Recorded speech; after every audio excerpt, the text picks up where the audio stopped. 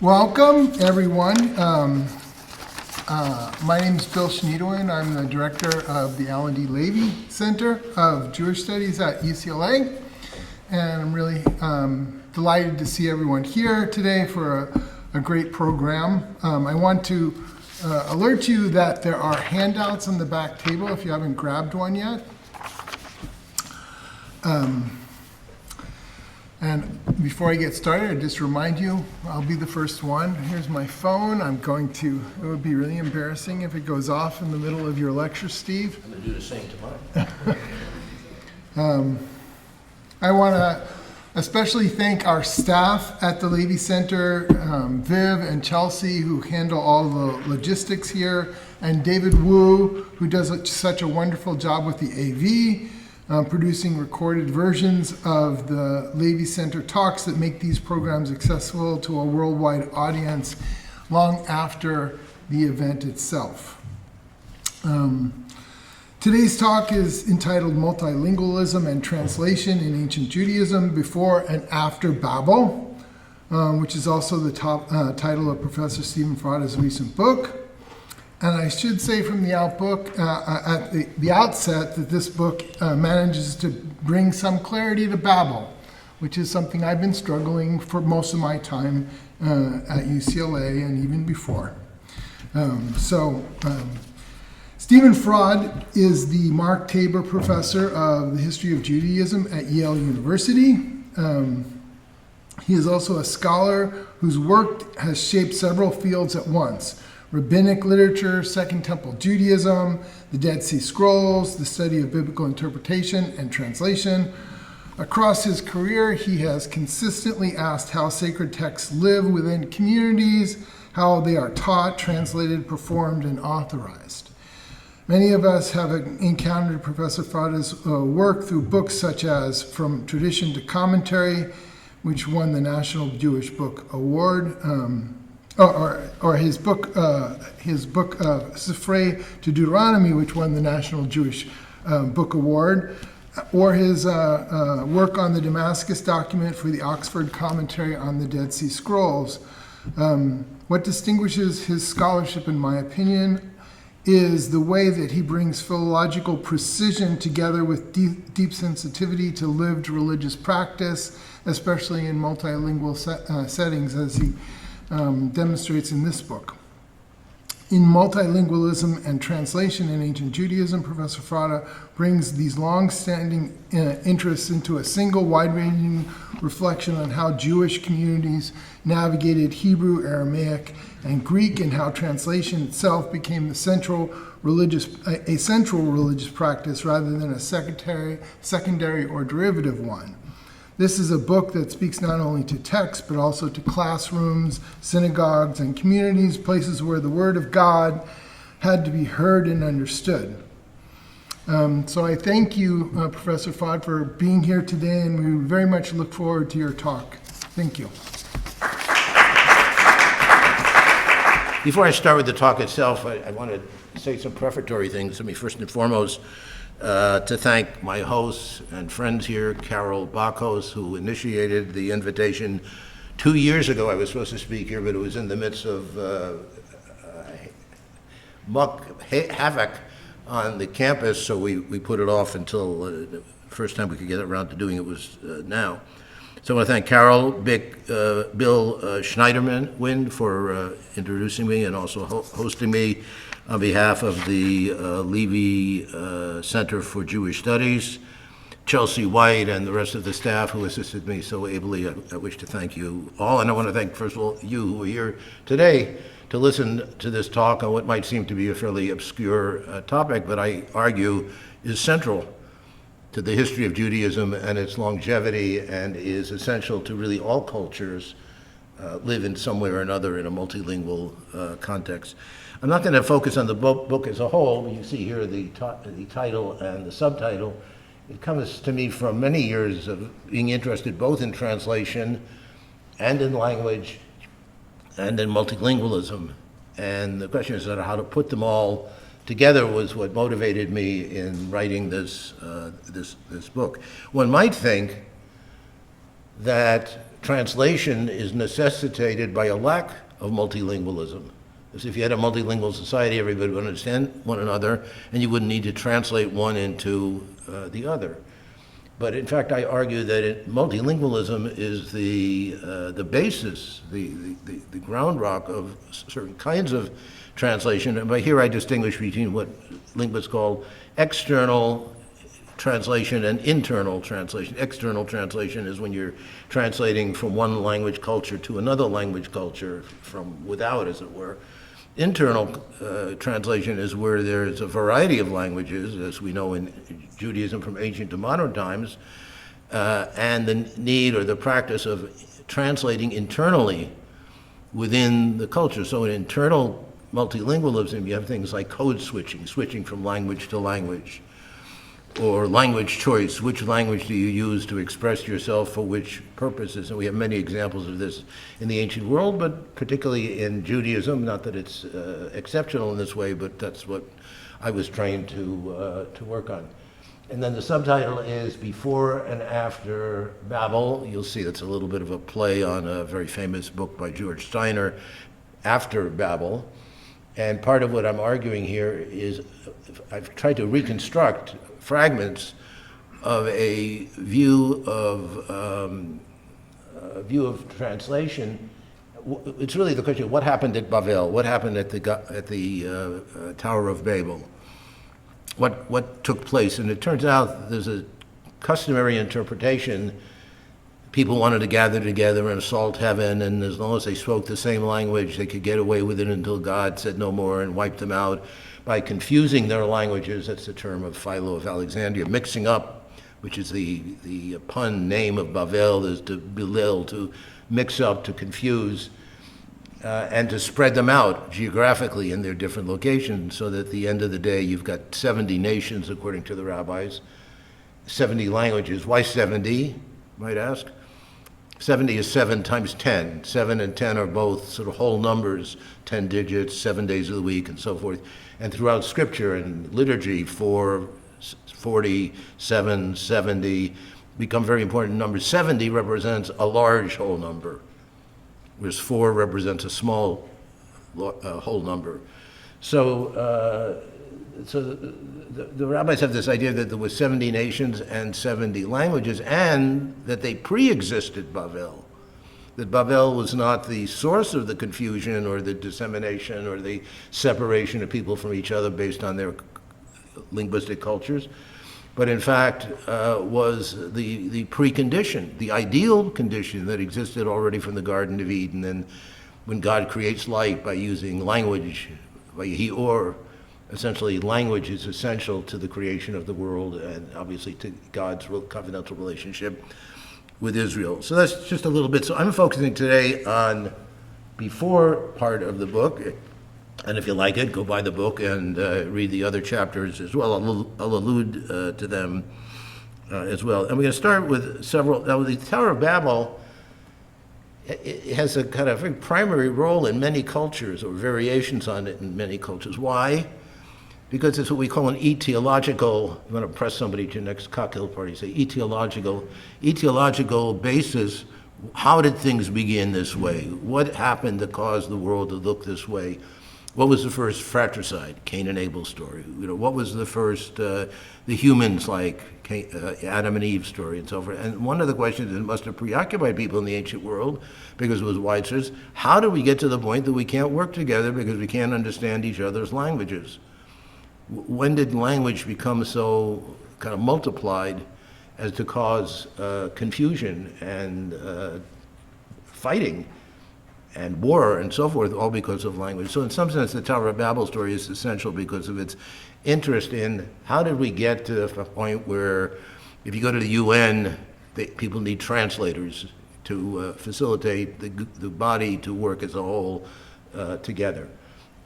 So that's the theme. And I just want to stress, before I really get to the substance of my talk, that we have a lot of interest in the story of Babel in ancient times as in modern times.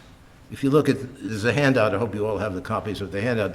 Number one, we're not going to get to, maybe I'll get to it at the end, but is a passage from Jubilees, Jubilees is 150 BCE, more or less, about how languages became confused and how Hebrew emerged as the language of Abraham and so forth. So if we have time, we'll get to it. You can look at it on your own. But that's our earliest source, about 150 BCE, for a direct, not just commentary, but rewriting, retelling of the story of Babel. And hopefully we'll get to it. If not, read it on your own. But we have now, just within recent years, and this, had I given this talk 10 years ago, I couldn't have included this, we have archaeological evidence from two synagogues, one Khirbet Wadi Hammam, on the western shore of the Sea of Galilee, and the other is a beautiful synagogue called Chukok, all excavated within regional times. They all get dated approximately to around 300 to 400 CE, so much later than the Book of Jubilees at 150 BCE. And what do they depict? They depict men working on scaffolds and ladders and hauling materials.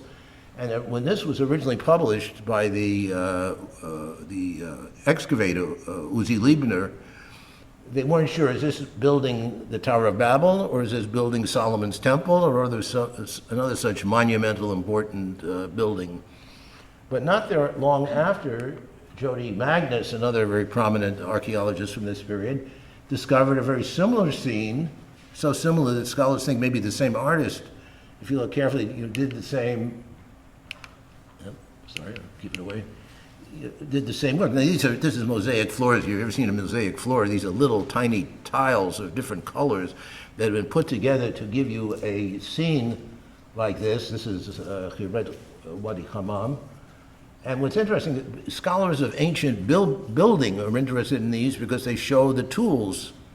How did people build towers? It's like the question, how did they build the pyramids? So here we've got two synagogues that actually have enough interest in the Tower of Babel, want to know how was it built. And I'll show you one other thing that's of interest, in that there's a rabbinic tradition that says the reason that the generation of Babel did not succeed in its assault on heaven was as much as they were unified by language, they couldn't work together. They couldn't stand each other.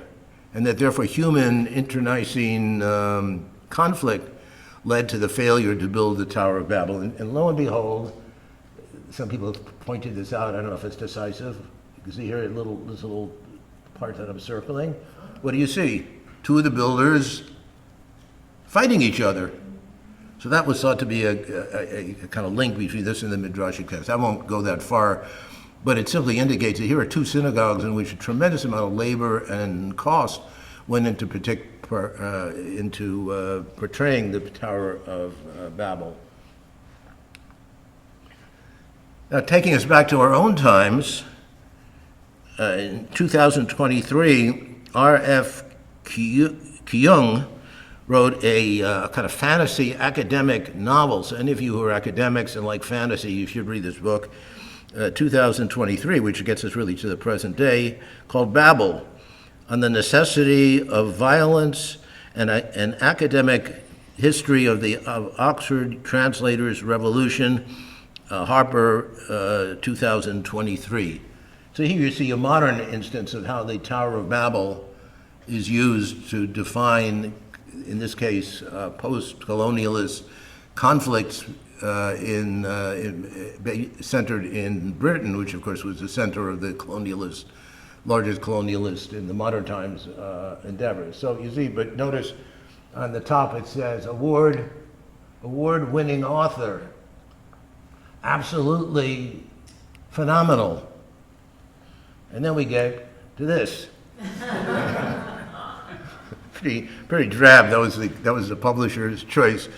But you see, the theme of Babel and the origins of multilingualism is something that carries on. So that's it for the slides. So you should have the handout. The handout I like better than slides because you can handle it. You can write notes in the margin. You can skip back to an earlier passage, which you can't do so much with a PowerPoint. So I'm going to switch from the PowerPoint. I'll leave the title page there and go to the paper proper. And I'll sit, if you don't mind, unless I get stir crazy. And you should all have the handout, and I'll refer to which passage in the handout I'm referring to. Some of them I'll read in full, some I'll just paraphrase or allude to. So here we go. George Steiner titled his classic work on language and translation with an emphasis on multilingualism, called it After Babel, Aspects of Language and Translation. It went through 3 printings with Oxford University Press, the last one being 1998. So you see this has had a very rich history. He implies thereby that it is only with the story of the Tower of Babel, which, by the way, is a very concise story, 9 verses, Genesis 1:11, 1-9, unlike, say, the flood story or the Garden of Eden story or even the patriarchal stories. This is a excuse me, very concise account, which means it doesn't give you all the details you want, and then invites the interpreter of the text to sort of insert, embellish, rewrite, comment on it to try to draw out more meaning. And the consequent geographical and linguistic scattering of the nations, the multiple nations and the attendant need to translate between them had begun. By contrast, before Babel, and that's my focus, and this is the second chapter of the book, there was only one pre-existent primordial language, that's the usual understanding, or Ursprach. By the way, linguists are preoccupied with this question of what was the original language that all the other languages somehow branched out from or developed from. And usually the Ursprach, the originary language, is thought to have been Hebrew, at least among Jews, with no needs to translate into vernaculars, because everybody knows the Hebrew, which is assumed to be the primary language or the language used by God in the Garden of Eden, really up until the Tower of Babel. But if we begin at the beginning, Bereshit bara, as it is biblically narrated in Hebrew, we begin with language. It was language in some senses the first thing created. What appears to be a single language with which God commands creation into being, Vayomer Elohim yehi or vayehi or, and God said, let there be light, and by saying the word light, light is created, converses with the angels in the same language, with the first humans, and they with one another, and even with the serpent, and Cain with Abel, etc. If there was a single, simple Ursprach, it must have been Hebrew, later denoted by the Hebrew language, Hebrew term Lashon HaKodesh, the holy language, or the language of holiness. It's not just one of any number of languages in the possession of a particular speaking culture, but it's understood to be Lashon HaKodesh. That's a term, by the way, that's already found now in the Dead Sea Scrolls. We used to think it was only in rabbinic literature. It's not a biblical term, Lashon HaKodesh. I mean, each of the words is, but in that structure it's not. Thus, the dominant view over the millennia has been that at this pre-Babelian stage in human and linguistic development, only one language was used and comprehended, and it was Hebrew.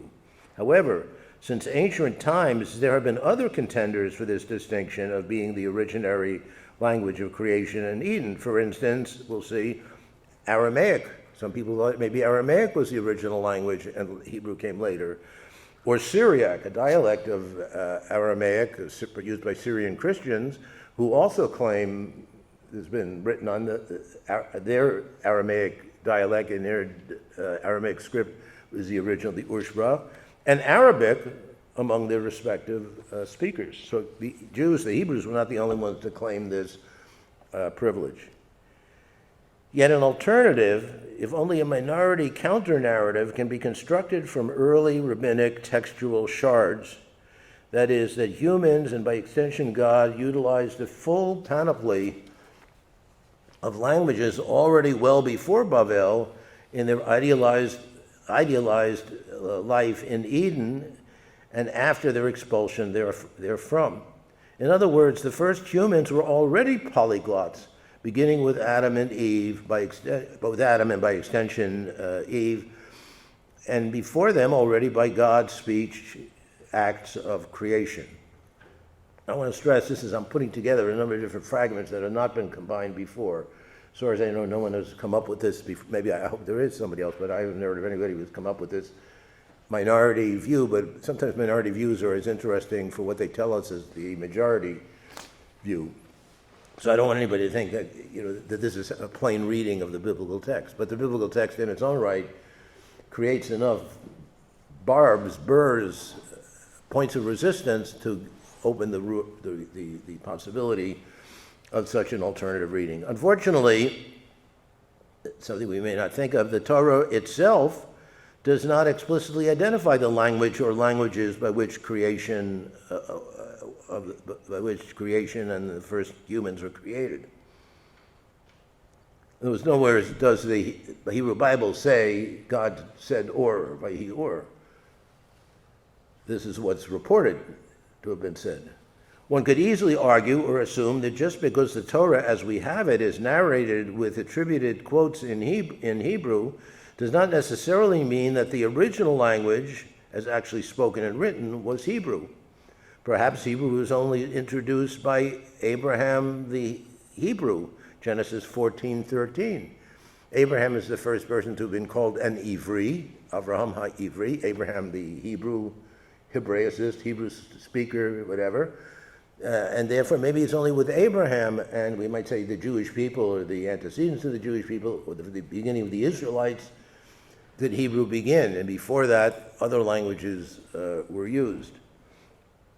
And therefore, the progenitor of the Hebrew nation, with the first 11 chapters of Genesis having been transmitted, that is, translated, but not having originated in Hebrew for the benefit of Abraham and his Hebrew-speaking descendants. That is to entertain a seemingly disprovable possibility, the original as we have it, the original Hebrew, we might imagine is a translation of an unknown anterior original.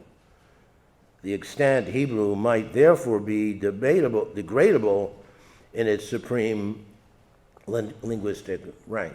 There's no way to know really what the language of the Hebrew, of the creation of God talking to the first humans, to them one another, to between Cain and Abel, to the servant and all. There's no way.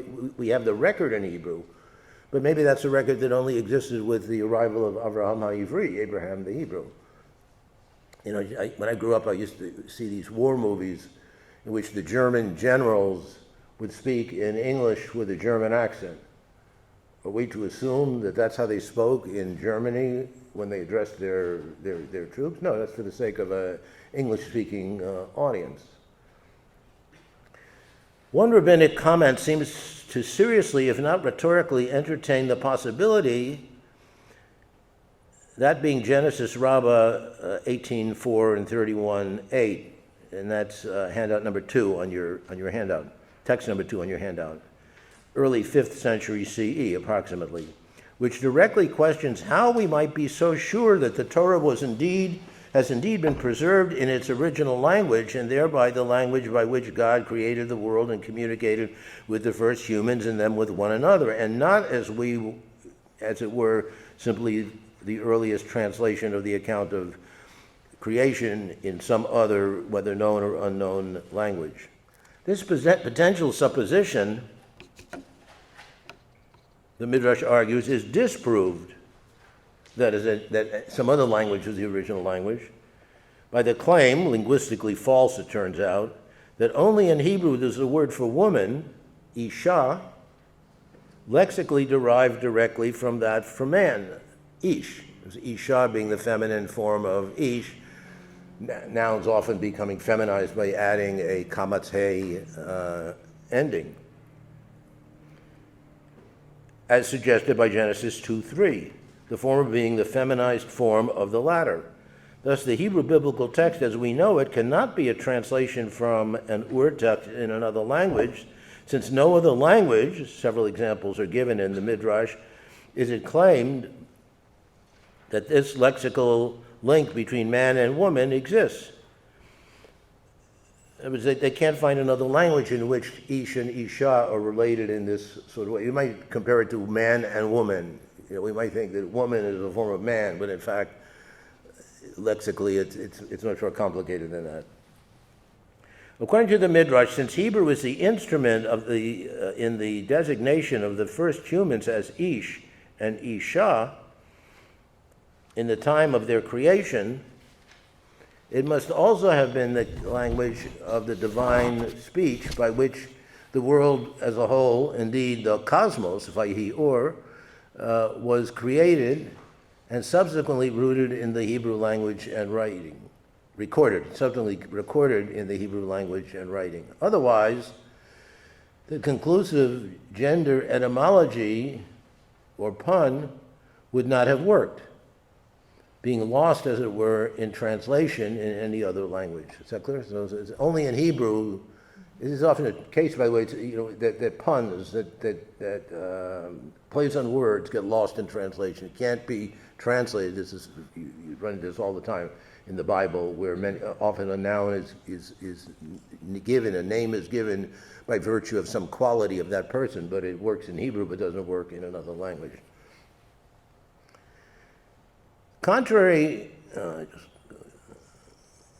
Nonetheless, the question of the original language must have persisted.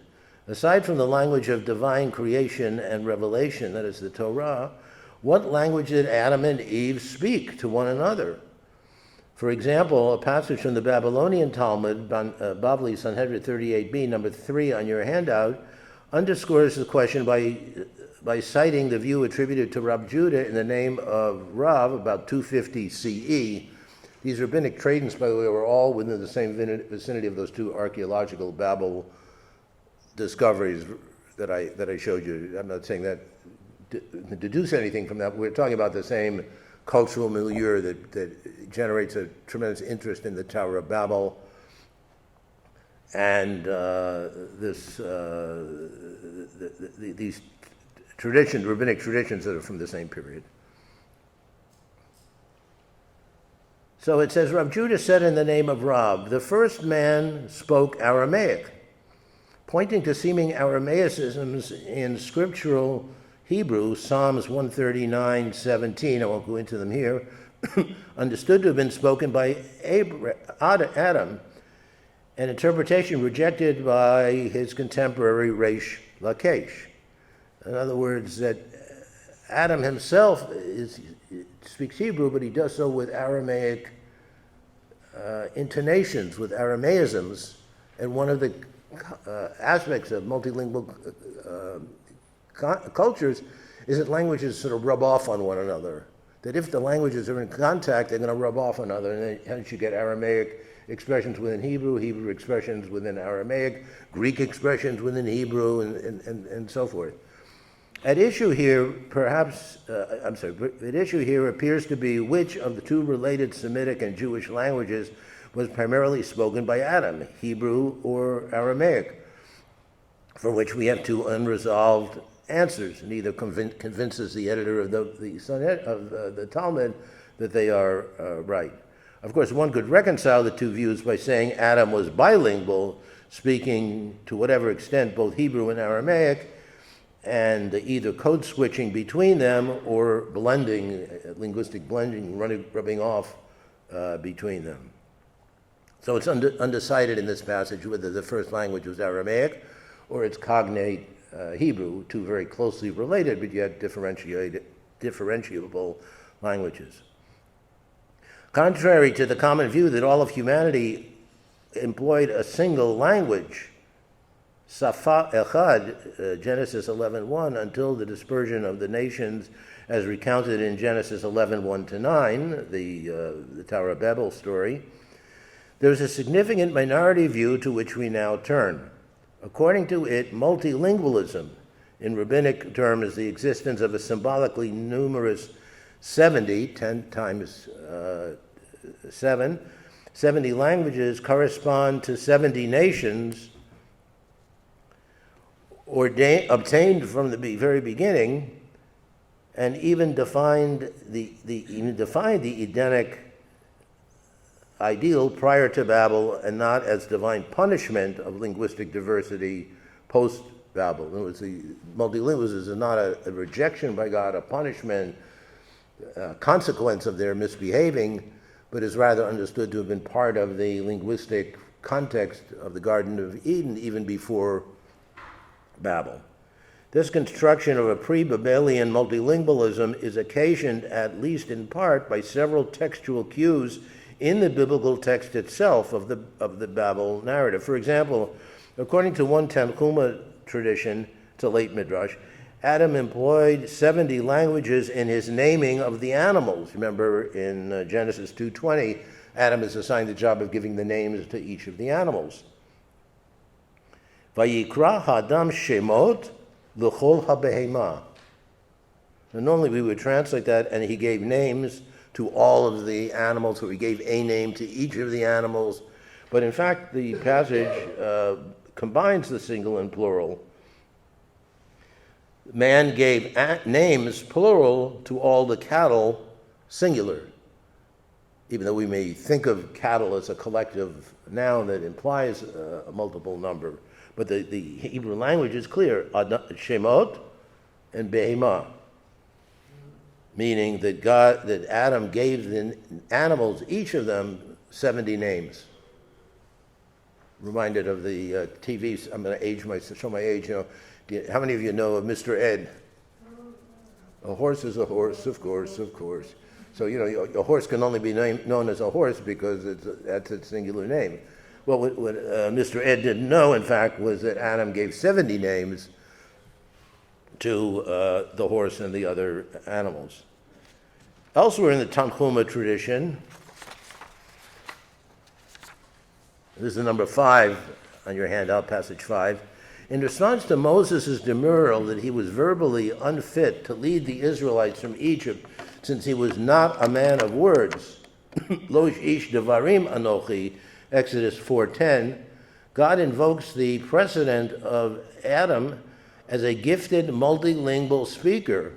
He says, God argues with Moses, think of Adam. Adam spoke in 70 languages, whose knowledge of all 70 languages was not acquired. He didn't go to 70 Berlitz classes, but inspired, that is, divinely inspired. God's response to Moses is that if Adam could speak 70 languages, God could enable Moses to do the same, and therefore to be clear in his speech. It's thought he had some kind of speech defect. Moses would need to reveal the Torah in all 70 languages, according to another Midrashic tradition, in order for it to be understood by all 70 nations, whether for their benefit or detriment. Our friend Mark Hirschman has written a book on this, Torah for all of the inhabitants of the world.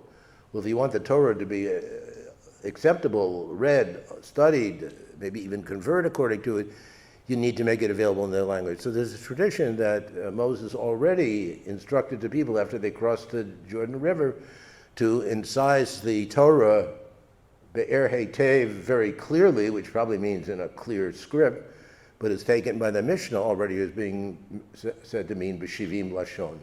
That if you want it to be understood, you have to render it in all of its potential translations. Returning to Adam and the animals, since names in Genesis 2:20 is in the plural, applying to each type of animal in the singular, Adam must have given multiple names in multiple languages to each species. Since the total number of human languages is rabbinically understood to be 70, Adam must have had facility with all 70 languages, given the 70 names, in other words, horse, cheval, sus, etc., in 70 languages to each animal species. To stress again, Adam and later Moses did not so much acquire his multilingual facility through study or travel as through divine inspiration in some way, presumably the same way that Adam knew Hebrew. How did Adam know Hebrew when he's addressed by God and Eve, except that they must have somehow been divinely inspired to be knowledgeable in that language. So why can't the same thing happen times 70?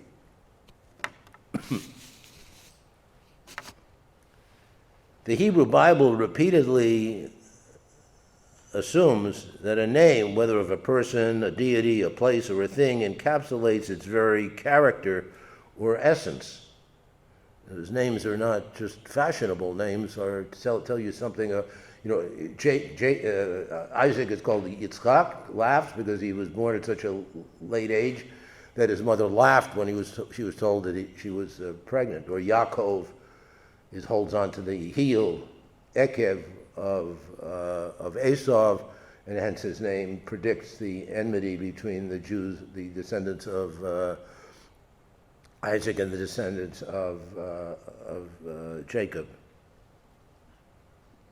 Therefore, to fully capture the quality of a named thing, here an animal, but presumably a plant as well, etc., would require knowledge of and the ability to code switch between the full linguistic panoply of its names.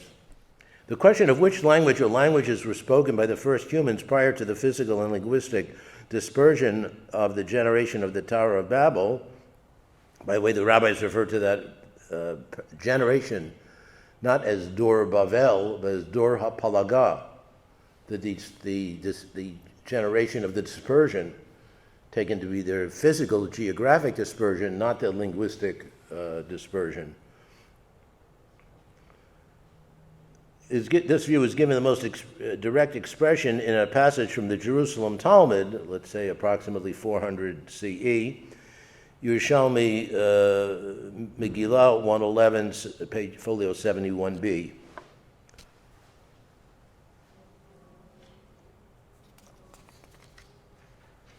Skip over here. As follows. It is written, everyone on earth had one same language and one or multiple words. I take this from the new JPS. Safa achat, one literally lip for language. Like we use tongue, lashon is used in Hebrew, but also is safa for language. Safa echad udvarim acherim. Now this expression, dvarim acherim, has troubled translators and interpreters forever. One language, but many, several, achadim suggests the plural.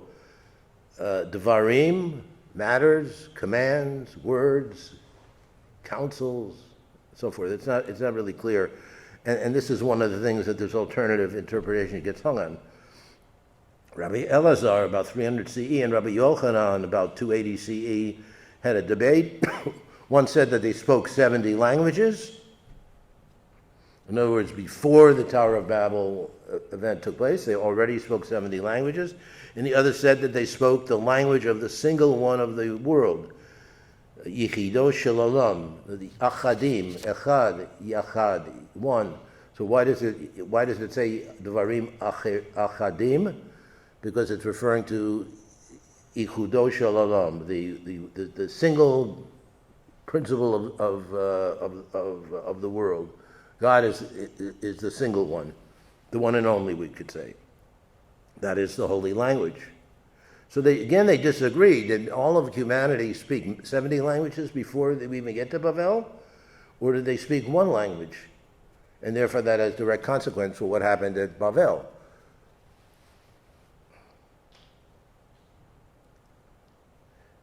Bar Kappara, approximately 250 CE, taught with respect to Noah's blessing of his youngest and oldest. He had 3 sons.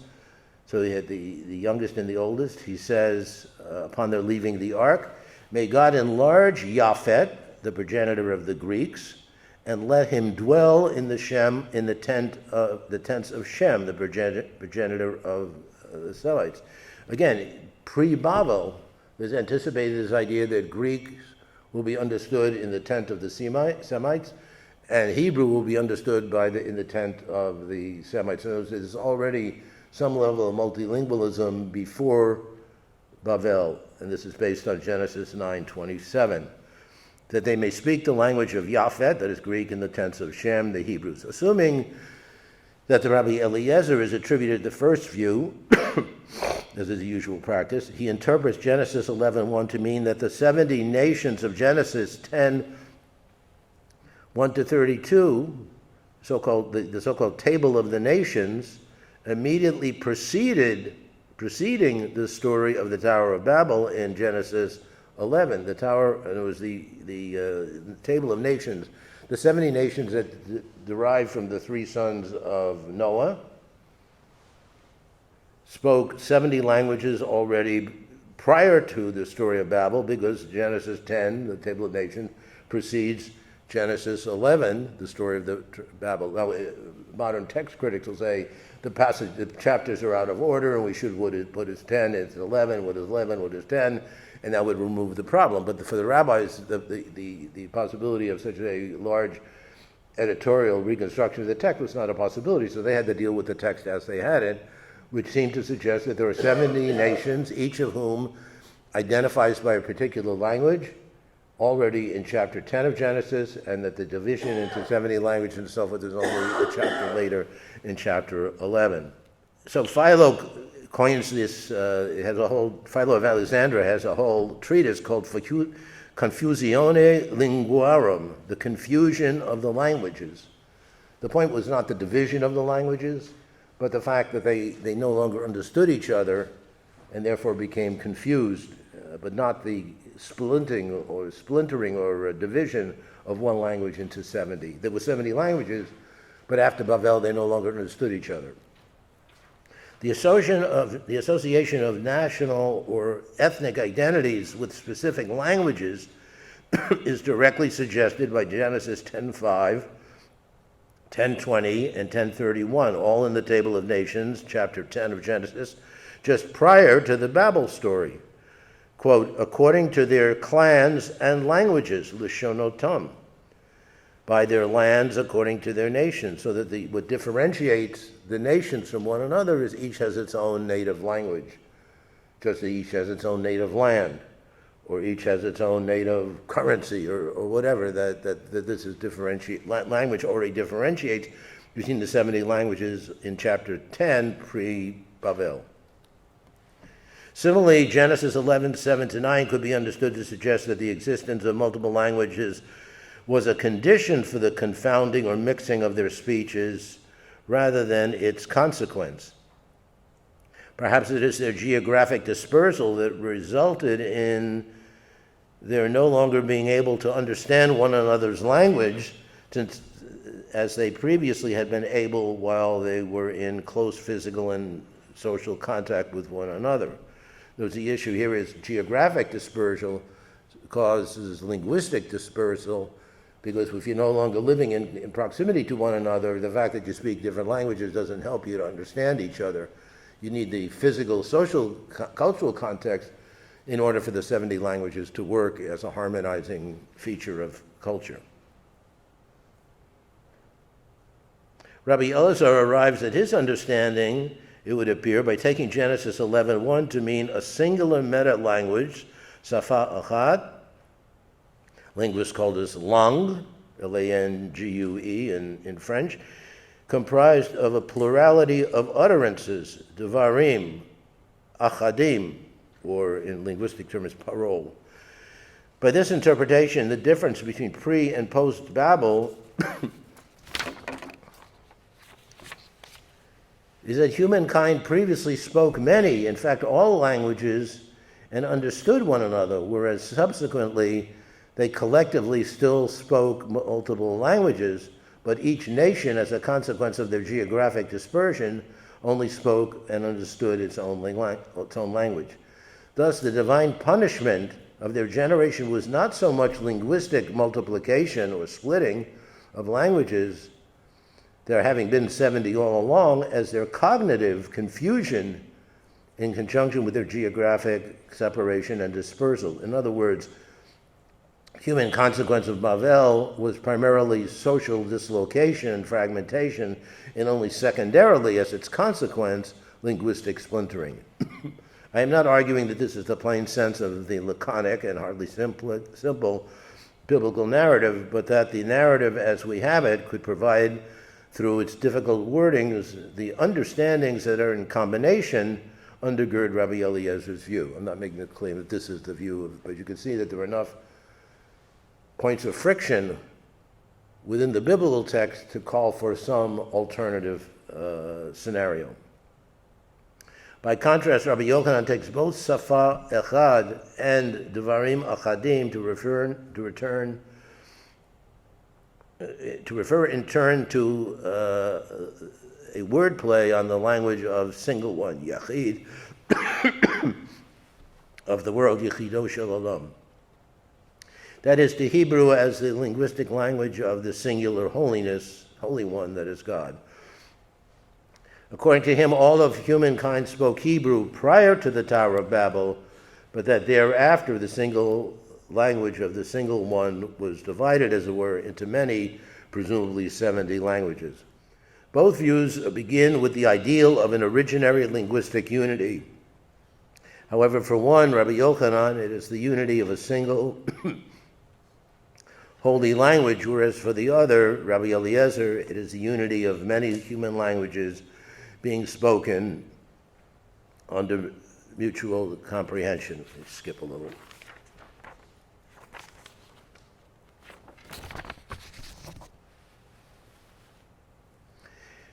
I skip a little here, but you get the point. For an appreciation, by contrast, of multilingualism as a social advantage, as a good thing, not a punishment, an ideal rather than a curse or punishment, see Philo of Alexandria, a cosmopolitan city extraordinaire, in his tract that I mentioned, De Confusione Linguarum, Confusion of the Languages, who expresses some of the same ambivalence regarding one versus multiple languages, but writing in a predominantly Jewish Greek cultural milieu, says the following. Quote, further, the acquisition of languages other than his own at once gives a man a high standing with those who know and speak them, say in the market, in the court, in social situations. Why then, they ask, did God wish to deprive humanity of its universal language, as though it were a source of evil, when he should rather have established it firmly as a source of utmost profit? Multilingualism is a good thing. It's something to aspire to. It's something to emulate. It's something to practice. Why then were the Israelites punished with multilingualism in the story of the Tower of Babel? So Philo is really questioning the biblical text and God's punishing of the people according to the conventional understanding. In effect, according to Philo, multilingualism could have been a source of social harmony as a result of mutual cultural, that is, linguistic respect. God, as it were, should have known better than to separate people because of their linguistic differences, thereby giving rise to linguistic confusion and presumably the practice of translation.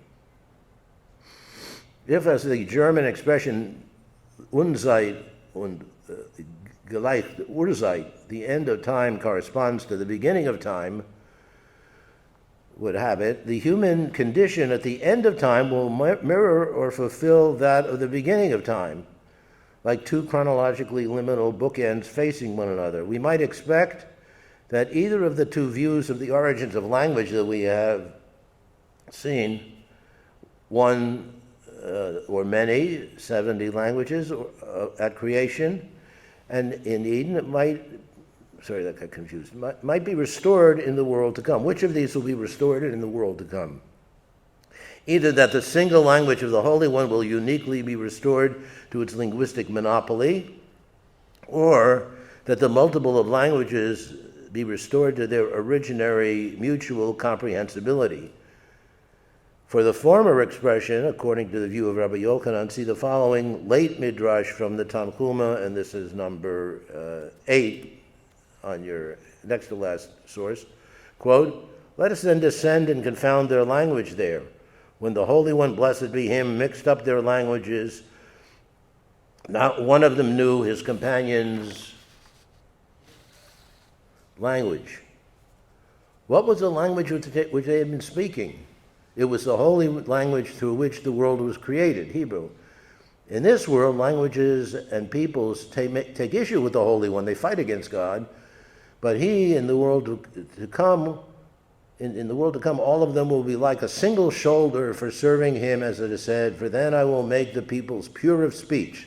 Safa brura, they will have a pure language, pure speech, so that they will all invoke the Lord by name and serve him with one shoulder. The mixed up languages of the nations post-Babel will be restored in the singular Hebrew holy language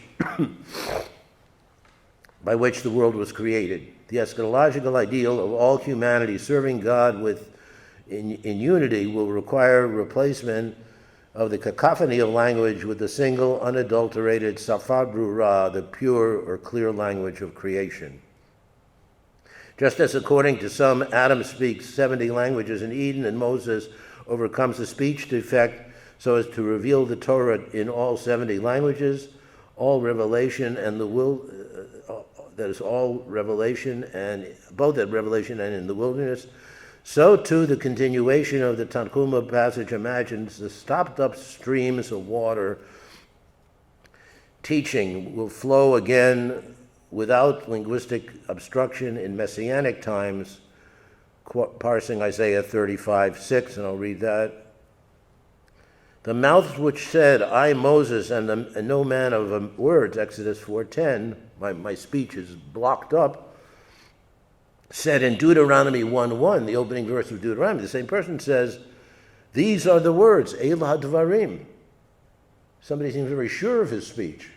What happened to Moses in the interim 40 years between him not being a man of speech, not trying to get out of his prophetic assignment, and Moses at the end, at the beginning of Deuteronomy, says, Elah Dvarim, a very eloquent Moses. And the prophet, Isaiah 35:6, calls out crawling, then the lame shall leap like the deer, and the tongue of the numb shall sing aloud. So just as Moses is given pure speech, so at the end of the world, at the end of time, those who were leap like the lame shall leap like the deer, and the tongue of the dumb shall sing aloud. Isaiah 35:6. How so? The Midrash asks. The water shall burst forth in the desert, b'midbar, and streams in the wilderness, ba'arava. Isaiah 35:6b. Therefore it says, these are the words, Deuteronomy 1:1, in the desert, it says in Deuteronomy, and in the wilderness, according to Deuteronomy number 1:1. Notice, these two texts of Isaiah and Deuteronomy echo each other. They both use the words b'midbar and ba'arava, which essentially are words with the same meaning. So they use the same. So when the prophet is predicting linguistic unity, he's imagining what Moses did as the antecedent for what will happen to all of humanity in the world to come. The Midrash is attentive to the use of two nouns, desert and wilderness, for both Moses' speech and the linguistic proficiency of the eschaton. Water, especially flowing water, is frequently a biblical and post-biblical metaphor for Torah and its plenteous teachings. Because water here is not just talking about water is talking about Torah teaching. See, I'm going to give some sources for the use of water, both in the Bible and the Dead Sea Scrolls, as indicating teaching, and the flowing of water indicates the true flowing of Torah teaching. Such scriptural repetitiveness can hardly be hermeneutically innocent for the Midrashists. That is the link between Deuteronomy 1:1 and Isaiah 35:6. Such scriptural repetition would hardly have been hermeneutically innocent for the Midrashists. It is unclear whether a change was possible for the descendants of, It is unclear whether the bursting multiple linguistic streams of Isaiah 35:6 are contained within a single pure language of Zephaniah 3:9, or are superseded by it. Moses here both fulfills and anticipates the prophetically foretold linguistic wonder of linguistic unity of purpose amidst the linguistic diversity of bursting streams. And now in conclusion, sorry, I've said that before, almost done. I want to return to the aquatic metaphor shortly. If the existence of 70 languages for 70 nations had the effect, post-Babel, of separating them from one another, as each one employs a respective language in ignorance, its respective language in ignorance of the other, then the role of translation, prophetically speaking, is to connect them enough to facilitate mediated communication between them. For example, according to Babel of Sanhedrin 36b, Joseph was imbued with the knowledge of 70 languages. Why? In order for him to fulfill his diplomatic functions in Egypt, as emissaries came from all over to obtain provisions. Genesis 41:57. Similarly, according to Babel Sanhedrin 17a to b, the members of the Sanhedrin are said to have known 70 languages, ideally at least, so they could receive testimonies directly from witnesses without the need for intermediary translators. You can certainly hear the testimonies of the witnesses directly and not via the translator, which continues to be an issue. But what would have been the purpose of the ideal of 70 languages and of translation between them prior to Babel? But what would have been the purpose of the ideal of 70 languages and of translation between them prior to Babel, even as far back as the first humans in Eden? Why would they need to know 70 languages? There's only 2 of them, 3 with the snake, 4 with God. When it would have it served no practical purpose as it did for Joseph and the Sanhedrin members, strictly speaking, if Adam and presumably Eve were themselves multilingual.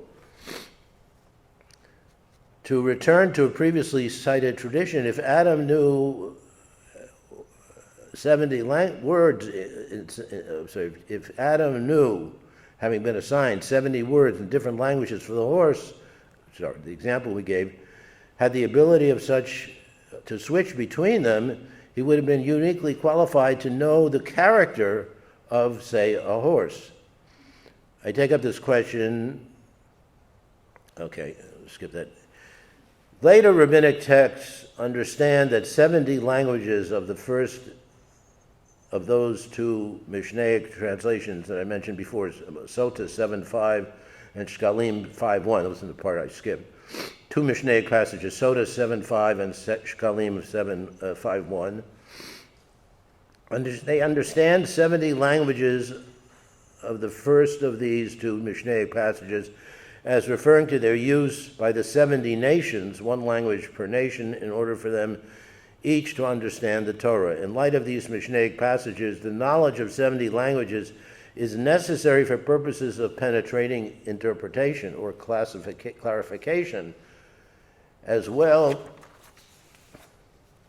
as teaching, whether by Moses or other teachers or interpreters. In the sense, then, the rendering of a discrete monological expression into panoply of 70 languages may be said to be restorative of language to its originary linguistic fullness. In some, to quote the 10th century Arabic grammarian Ibn Jimmy, who cites a strikingly similar Arabic tradition, very close to the rabbinic tradition that I've reconstructed from fragments, but he says it apparently in a non-fragmented way, quote, "The idea of an original multilingualism is a happy one."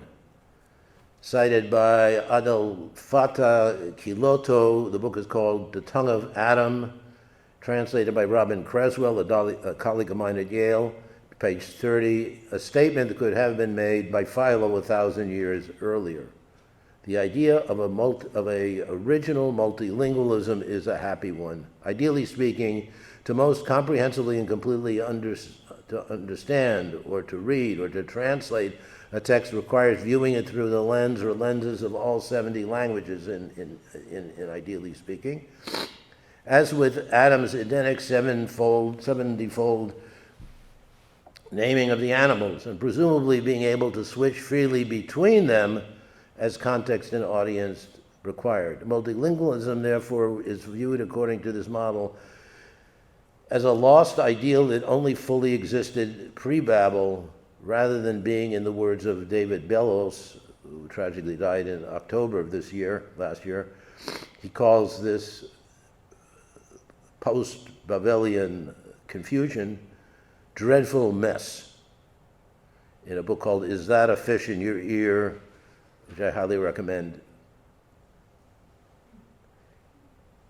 it is desirable pre-Babylonian linguistic condition, it is a desirable pre-Babylonian linguistic condition that humans post-Babel can only approach partially and episodially.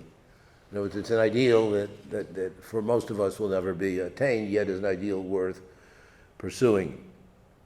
Quoting again from Bellos, a kind of theoretician but also practitioner of translation in general, with no relation to our passage, and I want you to see how interestingly he echoes what we saw in the last midrashic position. Babel, as usually understood, tells the wrong story. The most likely original use of human speech was to be different, not the same. Let us therefore abandon the old image of linguistic diversity as a picture of rivulets splitting and dividing as they come down the mountainside from the single glacier tip.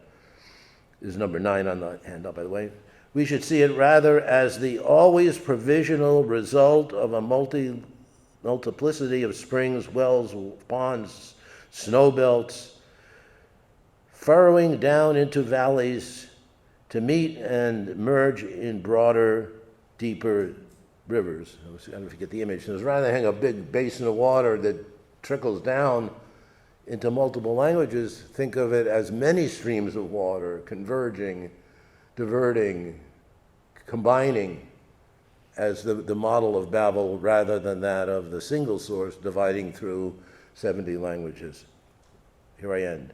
Perhaps to a degree at least, as interpreted by some of the rabbinic and pre-rabbinic Jewish texts that we've examined, the Tower of Babel tells a story closer to the right one of originary linguistic diversity, being as close as we can get to the origins of human language and humanity itself. As Walter Benjamin taught us, multilingualism and translation are not belated, but originary to a vibrant culture and civilization. For Judaism and Jewish history, certainly, they have been and are essential to their continuity, that is, Jewish history and Judaism, as essential to the continuity and flourishing over several millennia. I'm sorry for taking so long. Thank you. Yeah, so regarding the... You speak out. Yeah, so regarding the rabbinic motif of the 70 languages, do you see that interacting at all with Septuagint traditions, specifically that there's like stories of 70 translators at all? Well, already in the Mishnah, 200 CE, there's a clear sense that in order to interpret something, in order to open its meanings, you have to know 70 languages. Now, 70 is already a kind of stereotype. You know, we need 70, 71, 69. We know there are thousands more languages than 70. But 70 is a symbolic number. The 70 translators of the Septuagint, actually 72, but they're referred to as the Shivim, the 70, as I mentioned, Joseph in Egypt, the members of the Sanhedrin. Jeremiah predicts 70 years in exile. There are many more examples that there were 70 elders that God tells Moses to gather to establish a kind of council that anticipates the Sanhedrin. So this is a common motif, that 70 represents the fullness, whether of nature or of human beings. I'm assuming that if Adam gave names to 70 animals, he already knew 70 names for human beings, or for cows, or for plants. But that's not spelled out. But the number 70 as being the ideal large number is, I can give you many more examples, both biblically and post-biblically. But again, it's because 7 is a very special whole number because it's 7 days a week. 10 is an important whole number. 10 commandments, 10 plagues. The uses of 10. 70, as I mentioned. So there are other, 40 is a very important whole number. 4 is a whole number because there are 4 directions, 4 winds, 4 seasons. And 10 times 4 is 40. 40 days of Moses on Mount Sinai, 40 years of Exodus. So what they're doing is they're saying, we want to say many, many languages. But you also want to say many, many languages in a way that's not just arbitrary, but that by giving it the symbolic number of 70 implies that this is a sort of divinely approved number. And ultimately, the rabbis believe, and this is implicit in the Bible, that all language ultimately originates with God. And if all language originates with God, how can we single out one of them as being the holy language? And what does that mean for the rank of the others? So anyway, thanks for a great question. Yeah, I was interested in your comments on number 5 on the handout. And I was wondering if you could clarify. Let me find it. Yeah. Yeah. I was wondering if you could clarify for me so I'm understanding correctly. Were you saying that the idea is that Moses was inspired to reveal the Torah in multiple languages? Is that what you were proposing? This text was saying. I didn't get the picture. Moses.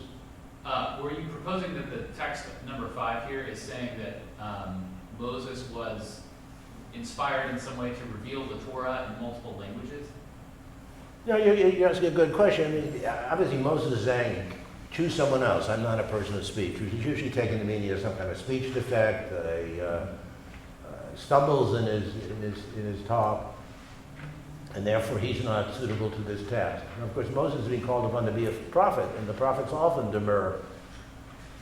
Amos, I am not a prophet nor a son of a prophet. Leave me alone so I can take care of my sycamore trees. What part of what marks a prophet is, in fact, they don't want the job.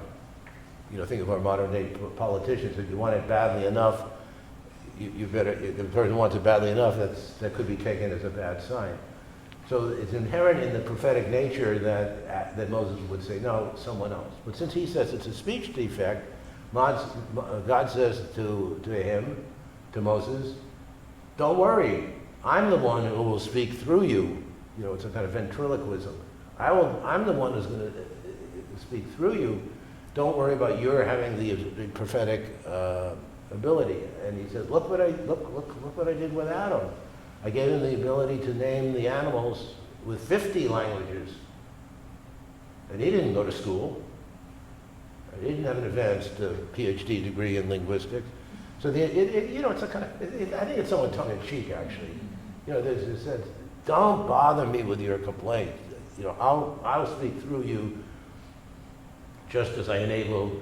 And he's making use of one midrashic tradition to justify another midrashic tradition, which is often a kind of intertextuality, which works within midrash as it works between midrash and the Bible, as it works intra-biblically as well. Sorry, I'm so sniffly and coughing. I must be getting over a cold. Yeah. Oh, yeah. Carol. Thank you so much. I'm just curious about the number 7, the Philo. So, what do you make of that? I mean, how does he answer it? Why then they ask, did God wish to deprive mankind of its universal language, as though it were a source of evil, when he should have established it firmly as a source of the utmost profit? As you were speaking, you noted that for Philo, this is multilingualism isn't the punishment, but is an ideal, that it's a good thing, which I totally get. But what's Philo doing here? Is he really questioning, or does he answer? What comes next? I'm eager to know. Yeah, well, good question. Again, first of all, he calls his treatise Confusion of the Languages. He doesn't like. There's something of, he retells the story like many of, like Philo and Josephus and Dead Sea Scrolls and rabbis like to retell and tell the story. If we had time, look at the Jubilees passage the first in the handout, which you can read on your own, but you'll see it's another effort. So Philo's in a Greco-Roman environment, and in Alexandria in his time, the ability to know many languages in Greek philosophy in general is seen as a high ideal. It's seen as something desirable. If you're an educator, even today, people will say, "Oh, so and so, you believe he speaks 7 languages." That's a compliment generally. It's not that he's showing off. maybe he's showing off, but the idea is that knowledge of multiple languages is in the Greek society, Greco-Roman society, is a virtue, is something you should aspire to. So he's reading the biblical text about the story of Babel, which attracts his interest. He's not the first to be attracted to it. Then he finds here's multilingualism being claimed to be a curse, a punishment, a bad thing, something you should avoid, something you should not aspire to. So in typical fashion, he's trying to square a Greco-Roman ideal or value with the biblical text. How does he do that? It's almost, it seems as you're explaining it, it's a criticism of what God did. It is an implicit. Yeah. No, Midrash is often critical of. Yeah, well, that's a good question. I have to think some more about it.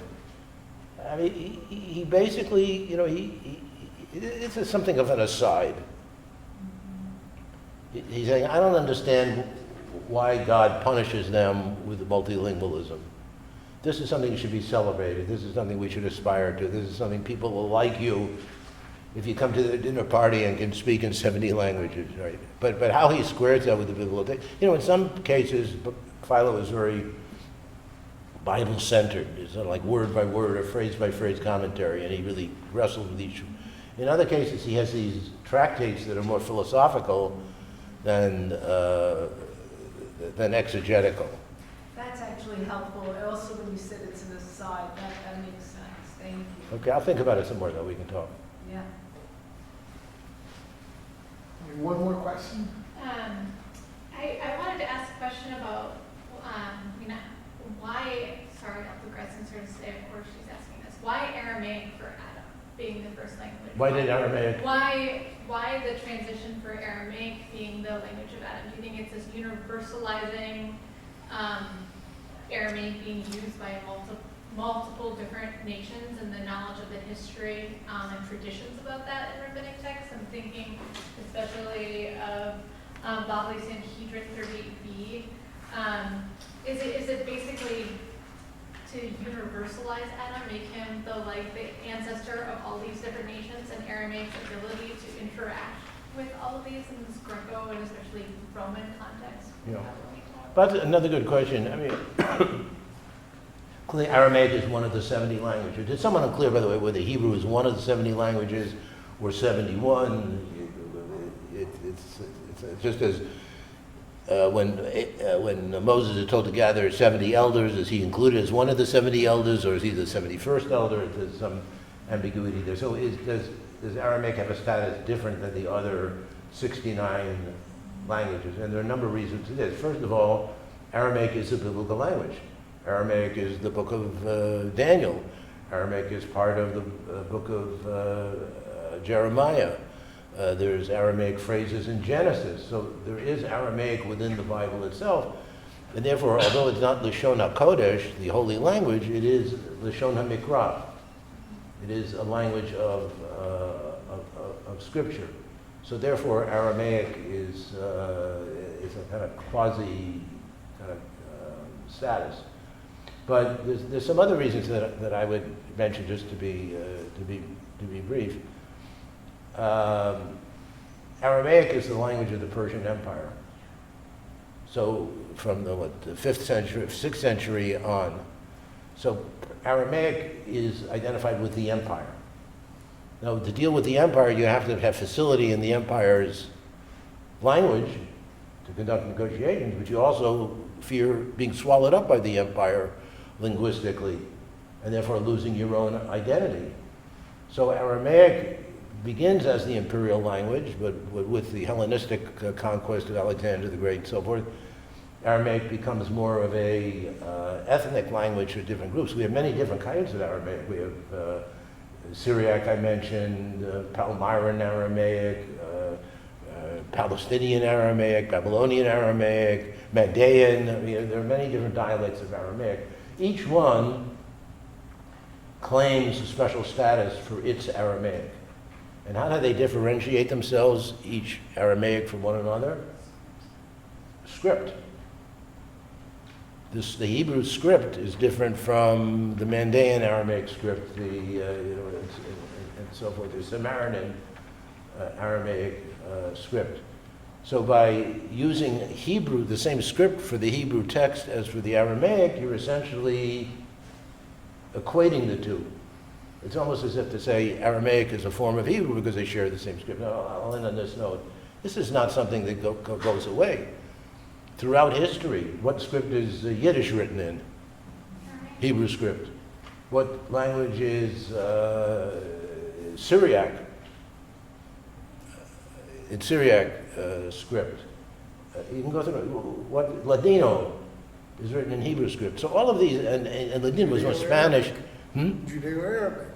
Judeo-Arabic, very, very good. I had that in mind. Judeo-Arabic, another Judeo-Greek. I mean, we have many of these Judeo languages, and they were all mainly the non-Hebrew. Yiddish is mainly German; it's not Hebrew, but they're Hebraicized through loan words, but also, I would say, even more importantly, by the script.